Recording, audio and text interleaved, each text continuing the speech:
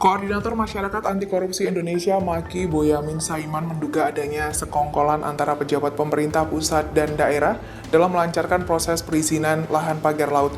Dirinya meminta Kejaksaan Agung untuk mengusut keterlibatan para oknum pejabat pusat dalam kasus ini. Dikutip dari Kompas.com, Boyamin mengatakan oknum tersebut salah satunya kepala desa di Kecamatan Tronjo, Tanjung Kait, dan Pulau Cangkir. Hal ini disampaikan Boyamin di kawasan Kejaksaan Agung Kamis 30 Januari 2025. Menurut Boyamin, keterlibatan kasus ini bukan hanya dari tingkat daerah, kecamatan, kabupaten, namun hingga tingkat pusat. Ditambahkan Boyamin, dirinya menduga adanya sejumlah oknum pejabat daerah hingga pusat mengakali surat untuk melancarkan persetujuan di tingkat pusat. Dirinya turut menduga dalam kasus pagar laut ini adanya dugaan suap atau gratifikasi dalam penyalahgunaan wewenang. Download Tribun X sekarang, menghadirkan lokal menjadi Indonesia.